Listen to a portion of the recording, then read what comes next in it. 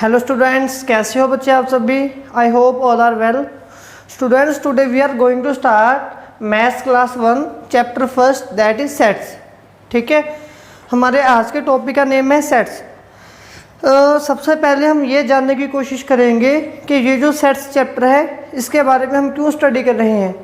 अगर ये हमारी रियल लाइफ में कहीं पे एग्जिस्ट कर रहा है तो ये कहाँ पे एग्जिस्ट कर रहा है। ठीक है, देखिए सेट्स जो हमने +2 क्लास में मैथ्स पढ़ना है उसमें काफ़ी सारे टॉपिक ऐसे हैं, रिलेशन फंक्शन हो गया, प्रोबेबिलिटी होगी, जिनमें हम इस टॉपिक सेट्स का यूज़ करते हैं। राइट, इसके बिना ये हमारी रियल लाइफ में कहाँ पे इसका यूज़ है वो इसकी डेफिनेशन से आपको अच्छे से क्लियर हो जाएगा।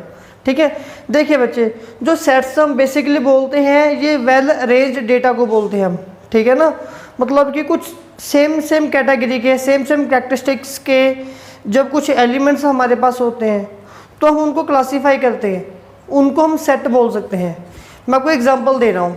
अब देखिए, जैसे कि मेरे पास एक सेट है, सेट ए।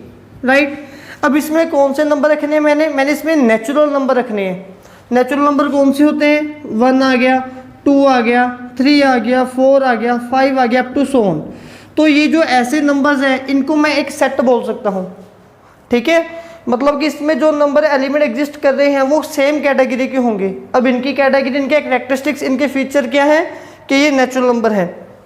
सिमिलरली मैथ में इवन नंबर आ जाते हैं, 0, 2, 4, 6, 8 अप टू सो।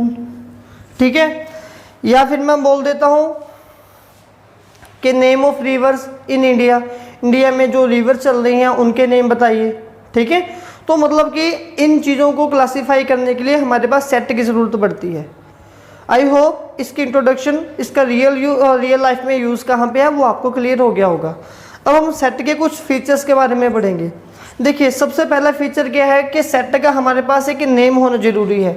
जैसे कि इस सेट का नेम मैंने रखा था ए, मे भी इसका नेम हम रख सकते हैं बी या एक्स या वाई या कुछ भी। ठीक है, तो सेट का एक तो नेम होना ज़रूरी होता है हमारे पास।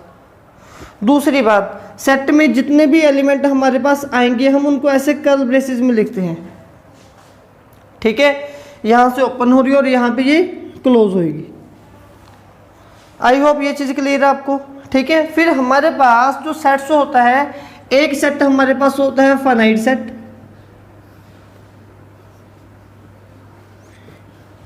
एक हमारे पास होता है इनफाइनाइट सेट, एक हमारे पास होते हैं इक्वल सेट, एक हमारे पास होता है नल सेट। ठीक है, सबसे पहले फाइनाइट सेट हम किसे बोलते हैं, एक ऐसा एलिमेंट जिसमें नंबर ऑफ एलिमेंट आपके पास लिमिटेड होंगे, काउंटेबल होंगे। ठीक है ना, जिनको आप काउंट कर सकते हो, फाइनाइट नंबर हो, उनको हम बोलते हैं फाइनाइट सेट।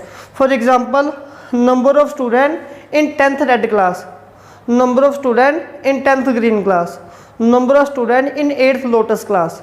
मतलब कि ये कुछ ऐसे एग्जांपल्स हैं। या फिर number of student in this batch, इस बैच में जितने स्टूडेंट्स हमारे पास बैठे हैं, इनको हम क्या बोलेंगे, फाइनाइट सेट, क्योंकि इनमें जो एलिमेंट्स आ रहे हैं हम उनको फाइनाइटली लिख सकते हैं।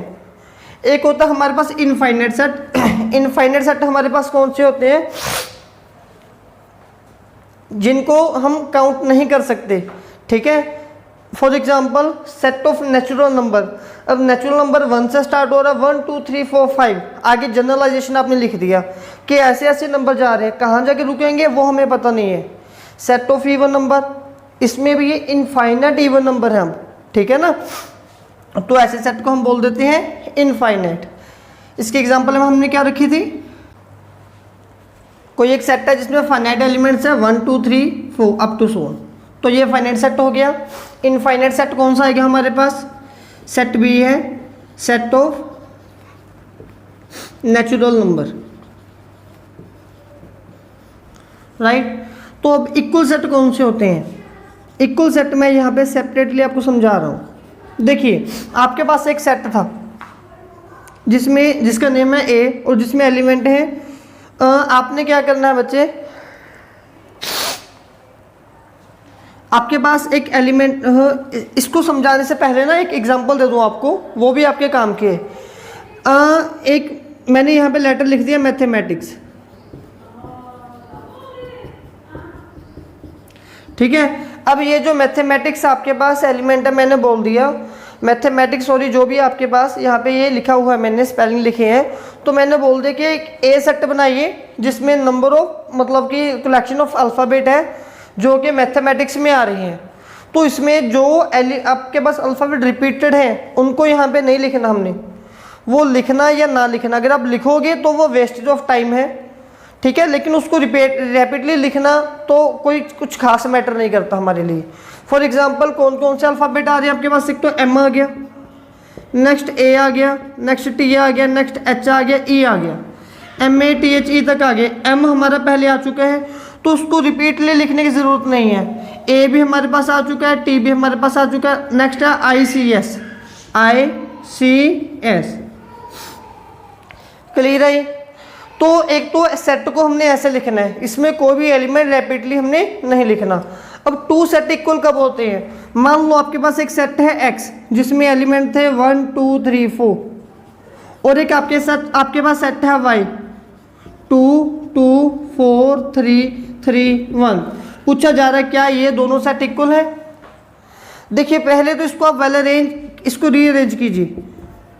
अब 2 टाइम इसको 1 टाइम लिखिए, 4 है, 3 है, 1 है, ओके। अब इसमें नंबर ऑफ एलिमेंट कितने हैं, 1 2 3 4, इसमें भी नंबर ऑफ एलिमेंट कितने हैं, 1 2 3 4 4 4 दोनों में एलिमेंट आ रहे हैं, और इसमें 1 है तो इसमें भी 1 आ रहा है, नेक्स्ट 2 है 2 है, 3 है 3 है, 4 है 4 है। मतलब कि टू सेट इक्वल कब होंगे, जब उनमें number of element and each element equals to another element of second set. Clear है आपको। जब दो सेट के दोनों एलिमेंट्स आपस में इक्वल होंगे तो हम बोल देंगे कि टू सेट हमारे पास इक्वल आ रहे हैं। चलिए ये भी हमारे पास हो गया। अब कभी कभार हमारे पास क्या होता है कि कुछ एलिमेंट किसी सेट से बिलोंग करते भी हैं, कुछ एलिमेंट किसी सेट से बिलोंग नहीं भी करते। अब बिलोंग का साइन हमारे पास क्या होता है, मान लो आपके पास एक सेट है ए जिसमें एलिमेंट है 1 2 3 4। अब आप मेरे से मैं आपसे पूछूंगा कि क्या 4 एलिमेंट ए सेट में है, ठीक है। देखिए क्या 4 ए सेट ए में है, बिल्कुल है, तो आप लिखोगे 4 बिलोंग्स टू ए, ये बिलोंग्स टू का साइन है। क्लियर। अब मैं पूछ रहा हूं क्या 5 एलिमेंट ए में है, 5 ए में है, नहीं है, तो हम लिखेंगे 5 डज नॉट बिलोंग्स टू ए। 5 जो एलिमेंट है वो ए में बिलोंग नहीं कर रहा, ठीक है जी। ये तो थे बच्चे बस आपके पास फाइनाइट, इनफाइनाइट, इक्वल सेट। एक हमारे पास आता है नल सेट। नल सेट आपको पता ही है, नल सेट हम किस सेट को बोलते हैं, जिसमें कोई भी एलिमेंट नहीं होता, ठीक है।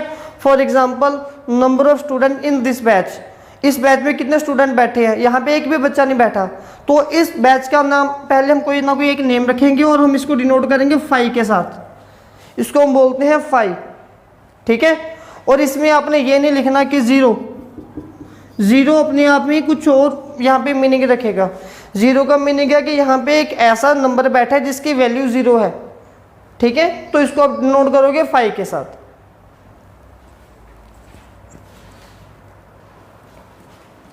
नेक्स्ट बच्चे हमारे पास एक आता है टॉपिक सबसेट का और सुपरसेट का, ठीक है। हमने finite, infinite, equal, null set के बारे में पढ़ लिया। Now next one is subset. हमारे पास सबसेट क्या होता है, अब इसके लिए देखिए हम किसे सबसेट बोलते हैं। सपोज कर लो आपके पास एक सेट है दैट इज ए, और उसमें कुछ एलिमेंट्स हैं आपके पास, आप उसमें आपके पास एलिमेंट है 1 2 3 4 5 6, राइट।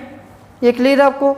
अब मैंने एक बी सेट उठाया, मान लो बच्चे ये एक क्लास में कुछ स्टूडेंट बैठे और ये उनके रोल नंबर है, ठीक है, और स्कूल में कोई एक्टिविटी हो रही है, मान लो स्कूल में कोई डांस कंपटीशन होना है, ठीक है। तो दूसरा एक हमने तो फिर किसी टीचर को बोला गया कि इनमें से कुछ डांस के लिए बच्चों को सिलेक्ट करो, कुछ रोल नंबर को सिलेक्ट करके लेके आओ। तो वो डांस टीचर ने रोल नंबर उठा लिए 2 4 5, ठीक है। फिर एक क्रिकेट का कंपटीशन होना था, वहाँ पे बोला गया कि जो एथलीट है, प्लेयर है, क्रिकेटर है, उनको उठा के लेके आओ। तो क्रिकेटर वाले सेट में उन्होंने जो रोल नंबर उठाया दैट इज 4 5 6 7, राइट, ठीक है। अब हमने ये चेक करना है कि इनमें से कौन सा सेट किसका सबसेट है, किसका नहीं है। देखिए सबसेट का मतलब क्या होता है कि जो दूसरा सेट अगर पहले से ही उठाया गया हो। अब आप देखिए जो बी में एलिमेंट आ रहे हैं क्या वो सभी एलिमेंट ए में है? ए में बी में 2 है तो क्या ए सेट ए में 2 है? यस बिल्कुल है। तो अभी हमारे पास जो बी में 4 रोल नंबर है क्या वो ए सेट में है? वो भी है। जो बी में 5 है क्या वो ए में है? वो भी है। ठीक है, मतलब कि बी के सभी एलिमेंट्स हमने ए से उठाए हैं। तो इसको आप बोलोगे बच्चे बी इज सबसेट ऑफ ए। ठीक है, इसको हम डिनोट करते हैं इस सिंबल के साथ, B is subset of A. In this case B को हम क्या बोलेंगे? सबसेट। ए को हम बोलेंगे सुपरसेट, जिसमें से एलिमेंट उठाए गए हैं। तो इसको मैंने क्या बोला है? B is subset of A. I hope it is clear. Now next move to set C. अब सी में जो एलिमेंट उठाए गए हैं उसमें कौन से एलिमेंट उठाए गए? 4 ए में है, 5 भी ए में है, 6 भी ए में है। लेकिन ये जो 7 एलिमेंट है वो एक्स्ट्रा आ गया, वो ए में नहीं है। तो इसका मतलब क्या हुआ कि जो सी है वो ए एलिमेंट ए सेट का सबसेट नहीं है। ठीक है जी, ये क्लियर हो गया आपके पास। अब दूसरी चीज, ये तो थे सबसेट और सुपरसेट आपके पास। ठीक है, सबसेट हो गया, सुपरसेट हो गया। नेक्स्ट बने यूनिवर्सल सेट।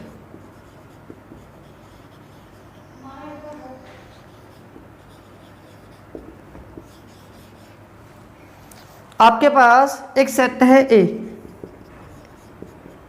1 2 3 4 अप टू 10 तक यहाँ पे नंबर है। ठीक है, फिर आपने एक बी सेट बनाया या सपोज को एक्स सेट बनाया जिसमें एलिमेंट है 1 2, वाई बनाया उसमें एलिमेंट है 3 4 5, जेड बनाया उसमें एलिमेंट आपके पास 3 6 10। ठीक है, तो ये जो एक्स वाई जेड आपने सभी एलिमेंट उठाए हैं वो कहाँ से उठाए हैं? आपने ए से उठाए हैं। तो इस केस में ए को हम यूनिवर्सल सेट बोलेंगे कि सभी के सभी एलिमेंट ए सेट में एग्जिस्ट कर रहे हैं जो बाकी के सभी सेट्स में होंगे। ठीक है, यूनिवर्सल, यूनिवर्स। ठीक है, कि सभी एलिमेंट यहीं से उठाए गए हैं। क्लियर है ये भी? चलिए ये भी क्लियर हो गया आपको। अब नेक्स्ट जो आपके पास कुछ मेन टॉपिक रह रहे हैं उनको बच्चे हम एक्सरसाइज के साथ ही कंप्लीट करेंगे। इनके साथ बस एक हमारे पास लास्ट टॉपिक है, दैट इज रोस्टर फॉर्म और बुल्डर फॉर्म। सेट के हमारे पास 2 फॉर्म होती हैं,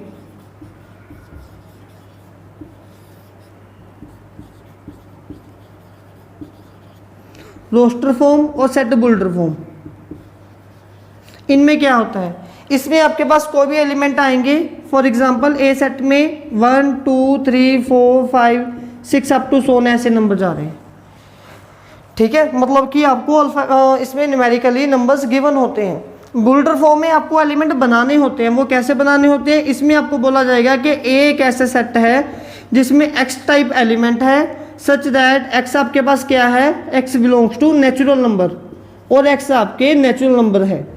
ठीक है, तो कौन सा सेट आपके पास बन के आएगा? Natural number 1 2 3 4 5। क्लियर है? तो ऐसे सेट को हम बोलते हैं रोस्टर फॉर्म, ऐसे सेट को हम बोलते हैं बुल्डर फॉर्म।